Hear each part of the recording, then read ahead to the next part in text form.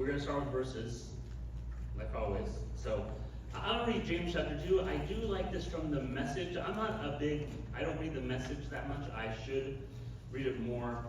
It's a good, I think, summary of the text, and sometimes the translation, I find it to be very interesting and helps you to see in a different perspective. So, that's another sermon. So, anyways, I'm going to read it from the Message just because I enjoy the translation, and we'll read it from the New International Version as well. Dear friends, do you think you'll get anywhere in this if you learn all the right words but never do anything? Does merely talking about faith indicate that a person really has it? For instance, if you come upon an old friend dressed in rags and half-starved, and you say to them, "Good morning, friend, be clothed in Christ, be filled with the Holy Spirit," and then you walk away from them without providing so much as a coat or a cup of soup, where does that get you? Isn't it obvious that God talk without God acts is outrageous nonsense? And from the New International Version, the version you remember, or the King James maybe. What good is it, my brothers and sisters, if someone claims to have faith but has no deeds? Can that kind of faith save them? Suppose a brother or sister is without clothes and daily food. If one of you says to them, "Go in peace, keep warm and well fed," but does nothing about their physical needs, what good is that? In the same way, faith by itself, if it is not accompanied by action, is dead. So as we become mature followers of Jesus, something we learn along the way is that there are seasons in our life of faith, and those seasons balance one another out. So our opening text is a text from the Bible about working in the kingdom of God, doing works. Faith without works is dead. But there's another passage in Hebrews I'm going to read just to show you what I'm talking about here. From Hebrews chapter 4, therefore, since the promise of entering his rest still stands, let's be careful that none of you be found to have fallen short of it. Now we who have believed enter his rest. His works have been finished since the creation of the world. For somewhere he has spoken about the seventh day in these words. On the seventh day, God rested from all of his works. There remains then a Sabbath rest for the people of God. For anyone who enters God's rest also rests from their own works, just as God did from his. Let us therefore make every effort to enter that rest. So then, which one is it? Is it works? Faith without works is dead, or is it rest? Entering into God's rest, resting from our work. And my answer to that is, it is balance. It is seasons, it is both of those things. The life of faith, not just in these two areas here, but in all areas of spiritual life, will be a life that is balanced by different seasons. Right? Ecclesiastes kind of sums that up. There's a time for everything and a season for every activity under the heavens. A time to be born, a time to die, a time to plant and a time to uproot, a time to kill and a time to heal, a time to tear down and a time to build, a time to weep and a time to laugh, a time to mourn and a time to dance, a time to be silent and a time to speak. And all the married people said, sorry, say amen, but anyways. So the Word of God is balanced, right, by all of the Word of God. So Jesus always set the example.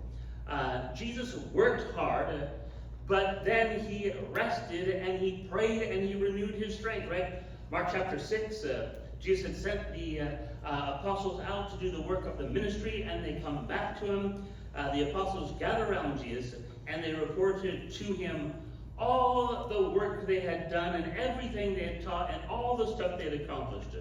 Then, because so many people were coming and going that they didn't even have a chance to eat, Jesus said to them, "Come with me by yourselves to a quiet place and we will get some rest." So they went away by themselves in a boat to a solitary place. So Jesus sent out the 12, and they worked, and they worked very hard. But after a season of working very hard, they set aside some time for a season of rest that they needed because of what Jesus said in John 15:5. Without him, we can do nothing. Right? You can't just work. You have to spend time in the presence of Jesus to find strength and to be renewed in the Spirit of the Lord so you can keep on doing the work that God called you to do. And I wanted to lead with this idea because this morning we are going to be talking about taking action. Faith without works is dead. But I don't want people leaving church feeling like, oh, I failed God because I don't work hard enough, so I'm just a failure in God's kingdom. I don't want you to feel that way. That's not what I'm preaching this morning. If you are in a season of rest, then you get the rest that you need so that you can do the work you need to do when your season of work starts. We need the Holy Spirit's help because some people are workers. Okay? They love to work. They work. And they feel guilty if they spend time resting. They feel like God is going to punish them if they ever say no to someone. I know some of you in here are like that. You won't ever tell anyone no. It doesn't matter how much is being piled on you. You just, yes, I'll do that. And you just would like to scream on the inside, right? Because you're a worker. And sometimes we get our affirmation, we get our identity from the work that we do in the kingdom of God. And so people like that, they work, and they never rest until they get burnt out, because God didn't create you to just work. God created you to work and to rest and to rest and to work. And then others of us are not workers, we're resters. Resters love their prayer time. They love to turn on their worship music and can just sit in a chair for 4 hours with the worship music blaring and just soaking in the presence of God. They love their devotional time. They read the Word of God. They read their favorite authors, and they eat all of the spiritual information that they can. They study about the Great Commission, but they don't spend very much time doing the work of the Great Commission. And then they feel restless and anxious, like there's no purpose in this relationship that they have with God. And the reason that happens is because God didn't create you just to rest, or work. God created you to work and rest and rest and work and rest. And so we're going to pray about that, and we're going to talk about this idea of taking action and doing the work of the kingdom of God in our lives. Let's pray together. Father, thank you that we can be in your house. Lord, I pray for everyone here. Just a pep talk isn't going to do that much good. And so, Holy Spirit, please come and do what only you can do for us. It doesn't matter what I have in my notes or the verses. If the Spirit of God doesn't come and make that alive to us in our own hearts, in our own lives. So, Holy Spirit, please come and do in us and for us what only you can do, that our lives would be changed and we would leave this place looking just a little bit more like Jesus. We pray for that in Jesus' name. Amen. So, taking action starts with receiving instructions. We need to do his work, but before we can do his work, we need to know, what does he want me to do with my life, right? And so here are some verses that I hope will help you. John 16, I have much more to say to you, Jesus said, more than you can now bear. But when he, the Spirit of truth, comes, he will guide you into all the truth. He will not speak on his own. He will speak only what he hears, and he will tell you what is yet to come. He will glorify me, because it is from me that he will receive what he will make known to you. That was a mouthful. Thank you, Jesus. John 14, the Advocate, the Holy Spirit, whom the Father will send in my name, will teach you all things and will remind you of everything I have said to you. And then 1 John chapter 2, you have an anointing from the Holy One, and all of you know the truth. I am writing these things to you about those who are trying to lead you astray. As for you, the anointing you received from him remains in you, and you do not need anyone to teach you, but as his anointing teaches you about all things, and as that anointing is real, not counterfeit, just as it has taught you, remain in him. So, the anointing is real. When we are born again, the Spirit of God comes to live inside of us, to make his home inside of us. Jesus said this, Revelation chapter 3, behold, I stand at the door and knock. If any person hears my voice and opens the door, I will come into them, and we will have dinner together. I'll eat with them, and they'll eat with me, right? The way that Jesus does that, the way that Jesus comes to us, is by the person of the Holy Spirit. Romans chapter 8. You, however, are not in the realm of the flesh, but you are in the realm of the Spirit. It says there, the Spirit gives life because of righteousness. If we are in Christ, then Christ is in us. And if Christ is in you, then the Spirit of God is in you, giving you life.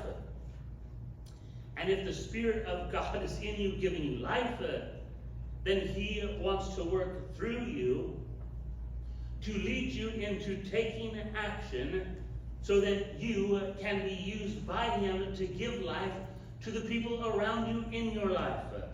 Right? It's called the Great Commission. Go into all the world, preach this gospel to every part of creation. Jesus described the work of the Holy Spirit in our lives in Luke chapter 4.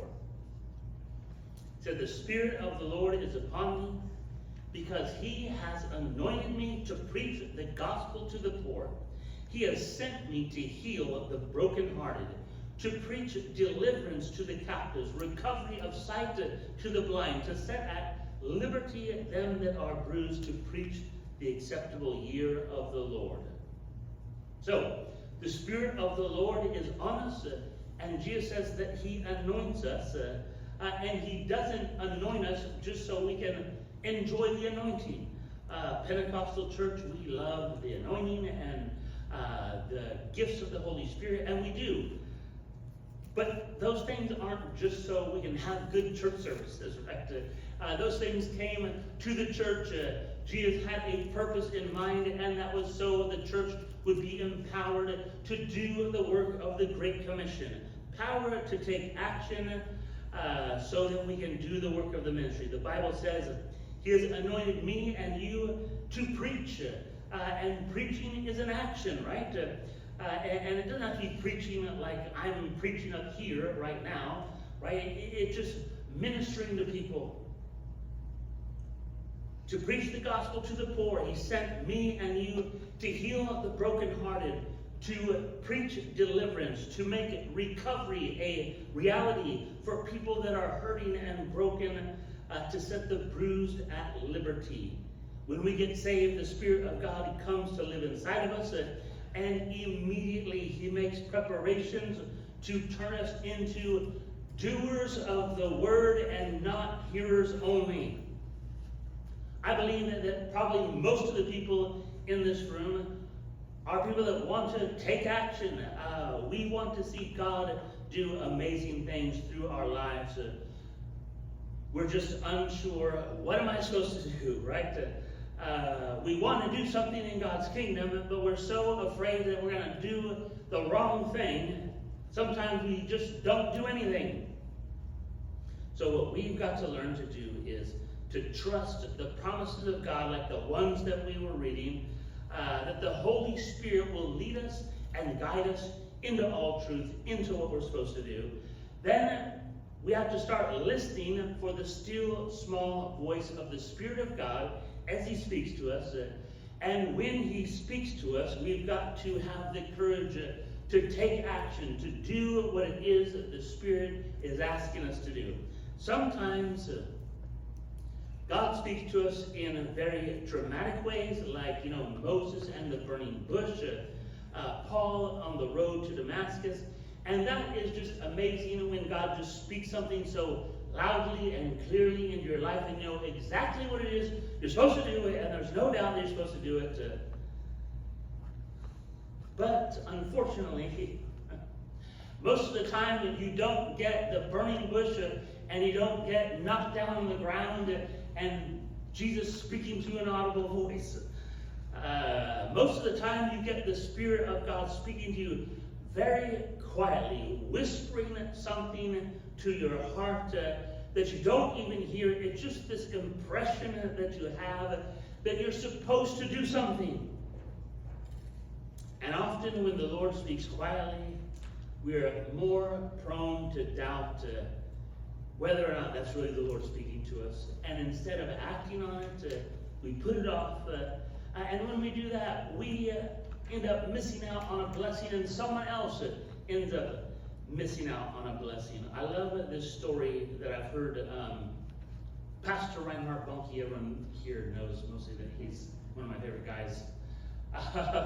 He's told the story several times. You can check it out on YouTube.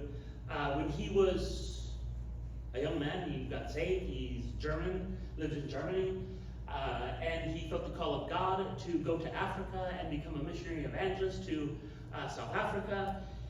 And then he felt like God was calling him to go to England, to go to Bible school there, to this place where they taught young people to live by faith and not by sight. And he didn't know any English, so he went to this Bible school from Germany to London, spent 4 years there learning all about faith and the Word of God and how to do ministry. And when that whole thing was wrapping up, for whatever reason, on his last day there in England, he felt like he should hop on a bus and go right around the city and see England before he went back to Germany. He just felt like he should do it, so he hopped on a bus, began riding around town, crisscrossing all over the city, and then he was going along and he felt like, I should get off the bus now. I don't know why, but I think I should get off this bus and walk up and down the streets. And so that's what he did. And he gets off the bus and he's walking up the streets of London there. And while he was doing that, he was walking along and noticed that this home had the name hanging there like they do in England. And on the nameplate it said George Jeffreys. So George Jeffreys was a mighty man of God in London. He had been converted during the Welsh revivals under Evan Roberts in 1904. He preached the gospel with power, and signs and wonders followed his preaching. And so here's young Reinhard wondering to himself, could this be the house of the George Jeffreys who preached all those revivals, signs and wonders? And he said to himself, it's impossible. There's no way that I just randomly rode a bus all over England, got off, and walked to George Jeffreys' house. That's impossible. He said the Holy Spirit just wouldn't leave him alone, and he felt like he should just ring the bell and see what happened. And so he rang the bell, and he said this lady, grouchy lady, came to the door, and he said, excuse me, ma'am, is this the home of the George Jeffreys, who was used so mightily to bring the gospel of Jesus with signs and wonders to Britain? And she said to him, yes, and that's all she said. And so he said, well, can I see him? And she said, no. And he said, but he heard from back in the house, he said he heard a deep voice from inside saying, let him come in. I love Pastor Bonnke, so I try to impersonate him. Right, let him come in. And so he goes into the house. There's George Jeffreys in the living room, the young evangelist, missionary, introduces himself. He tells him, I'm Reinhard Bonnke. I just finished school in London. I'm getting ready to leave for South Africa. God's called me to be a missionary and evangelist to Africa. And while he's telling him his story, George Jeffreys gets down on his knees, pulls Reinhard down with him on his knees, and begins to pray for him And he says he blessed him, and he blessed him, and he prayed all kinds of amazing prayers over him, and spoke prophetically over his life, and he just prayed and prayed. And Reinhardt said he got up and he walked out of that place in a daze, just totally blown away by, what if I had not listened to the Holy Spirit leading me and guiding me? What would have happened? I would have missed this amazing opportunity. And then the craziest thing, I think it's crazy. He jumps on the train, heads back to Germany. He gets to Germany the next day, and his dad's there at the train station, and the first thing his dad says to him, "Did you hear that George Jeffries passed away this morning?" And I just thought it was crazy that Jesus wanted that young evangelist to go to George Jeffries' house, receive prayer, pray for the anointing, and have hands laid on him, and just the Spirit of God minister to him. I just thought it was awesome. And I just want to, as an encouragement, when you think, man, that's crazy, I don't know if God wants me to do that. Well, I've done some stupid things before that I thought were God, that weren't God. So that is definitely a possibility. But God will lead you to do things that don't make sense in the natural realm, in your natural self. We walk by faith, and when we don't walk by faith, we can miss out on what God's going to do in us, and someone else can miss out on a blessing on what God's wanting to do in them. We'll talk about a couple things. Yes, the Holy Spirit will give you specific instructions. Sometimes he won't. We'll talk about that next. Acts chapter 9 is the story of Paul being converted and Ananias coming to pray for him. Saul neared Damascus on his journey. Suddenly a light from heaven flashed around him. He fell to the ground. I heard a voice say to him, "Saul, Saul, why do you persecute me?" "Who are you, Lord?" Saul asked. "I am Jesus whom you are persecuting. Now get up and go into the city, and you will be told what you must do." Okay, so Saul got some specific instructions, but this man, Ananias, he really got the instructions from Jesus. In Damascus, there was a disciple named Ananias. The Lord called to him in a vision and said, "Ananias." "Yes, Lord," he answered. "Go to the house of Judas on Straight Street. Ask for a man from Tarsus named Saul. He is praying." I don't have enough fingers for all the instructions. "In a vision, he has seen a man named Ananias come and place his hands on him to restore his sight." "Lord," Ananias answered, "I've heard many reports about this man and all the harm he's done to your holy people in Jerusalem. He's come here with authority from the chief priest to arrest all who call on your name." But the Lord said to Ananias, "Go. This man is my chosen instrument to proclaim my name to the Gentiles and to their kings and to the people of Israel.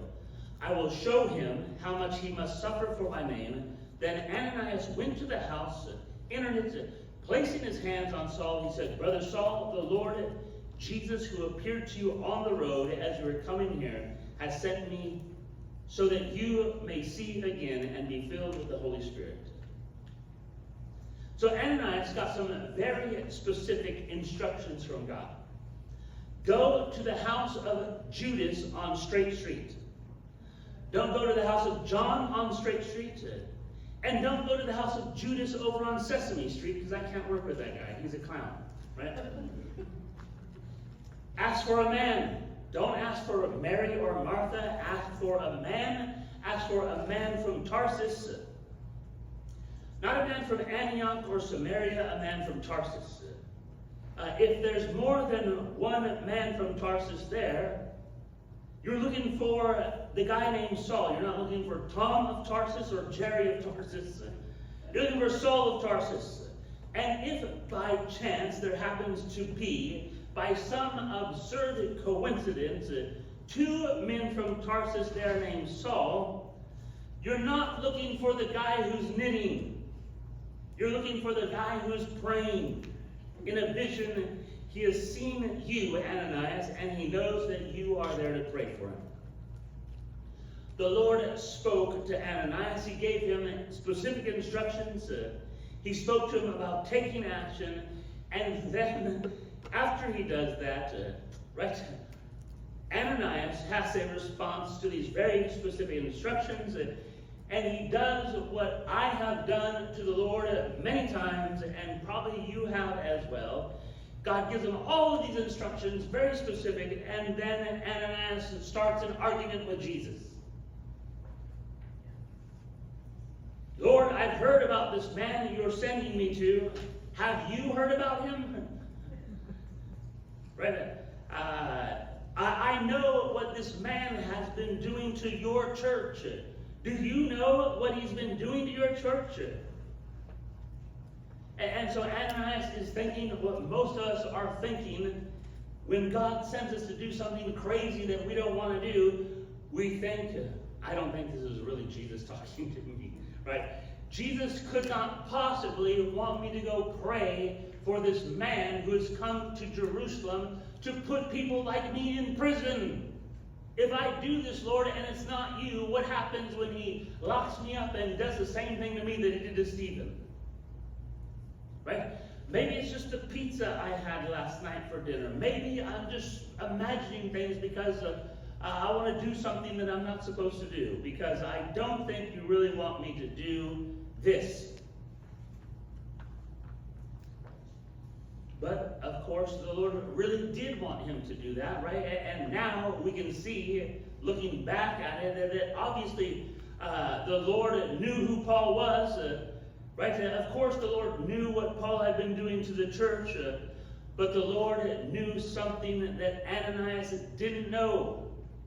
And that's what we have to remember when we feel like God is speaking to us about something that we don't really understand or something that we think is crazy. We have to remember God knows something that we don't know, right? The Lord knows the future. The Lord didn't just know what Paul had done to the church. The Lord knew what Paul would do for the church in the years ahead. The Lord knew that Paul, under the inspiration of the Holy Spirit, would write many, many letters to many of the churches, and that those letters would be preserved throughout history, and that those letters would be collected by the church and put in a book that would serve to bring billions and billions of people throughout all of the ages to faith in the risen, living Savior. Something Ananias couldn't have known, something Saul of Tarsus didn't know, something only Jesus knew, and Ananias needed to do it. He needed to take action, even though it was crazy, and God worked through that. Sometimes God gives us specific instructions. That's nice when that happens. A lot of times he doesn't. Right? He doesn't tell you Straight Street, Judas, Saul of Tarsus. Instead he just says, go do something for my kingdom. Right? There are times when the Lord speaks to us about taking action. He's not specific. That's why we have to learn to walk by faith and not by sight. The action that we take in life and the things that we do with our lives, we have to base those things on what we believe it is that God wants us to do.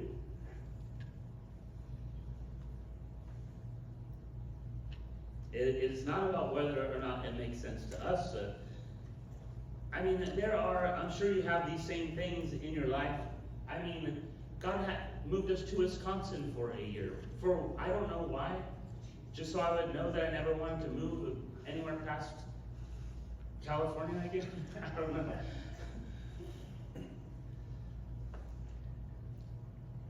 The Bible is chock full of story after story of God doing things that you can't make any sense out of at the time. Sometimes God just says, go, and we have no idea where we're supposed to go, what we're supposed to do. If God says go, then we follow the Spirit of God and we go and God leads us.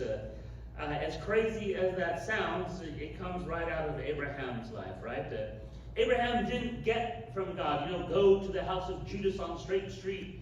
There'll be a man there. So Abraham got something completely different. Genesis chapter 12. The Lord had said to Abraham, "Go from your country, your people, and your father's household to the land I will show you. I will make you into a great nation, and I will bless you. I will make your name great, and you will be a blessing. I will bless those who bless you, and whoever curses you, I will curse. And all people on the earth will be blessed through you." And so, I love verse 4. So Abraham went. Abraham went as the Lord had told him, and Lot went with him. Abraham was 75 years old when he set out from Haran.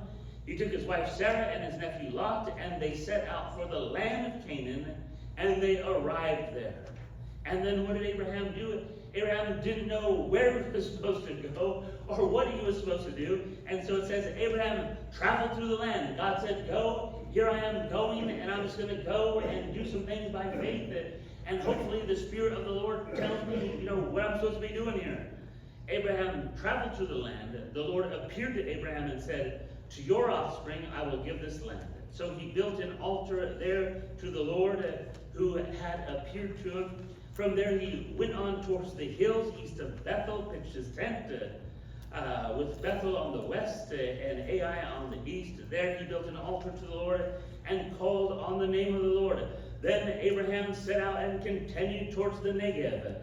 Now there was a famine in the land, and Abraham went down to Egypt to live there for a while, and etc., and etc. Right? Abraham didn't know what he was doing. God said, "Go," and so Abraham went as the Lord had told him. He traveled through the land. He went towards the hills. He set out towards the Negev. He went down to Egypt.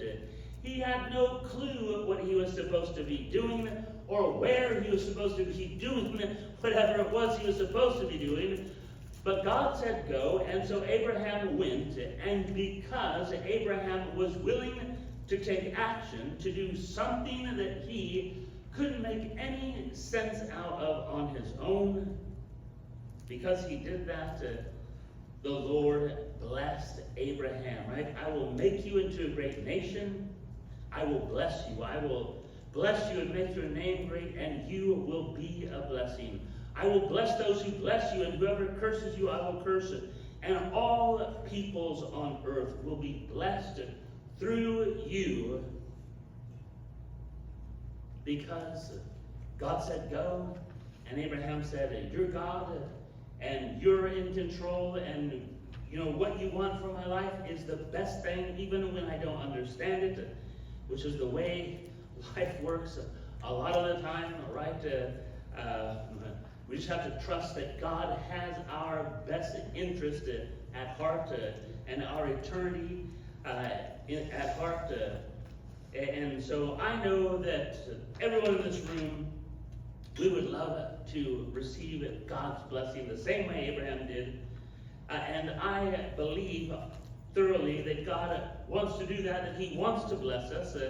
And I believe that God is going to bless us. And one way to step into that river of life is to hear the voice of the Lord. Okay? Whether it's loud like it was for Ananias, and very, gives you all the details, or whether it is quiet like it was for Abraham and you wish there was a little more there. We hear His voice, then we respond to His voice in obedience by launching out in our faith and by doing what it is we feel like the Spirit of God wants us to do. When we walk by faith, the blessings of the Lord will be poured out on our lives. I believe that. I'm going to pray for you. I'm going to ask if Claudia could turn on some worship music. We're going to turn on a little bit of music. And we're going to pray about this idea.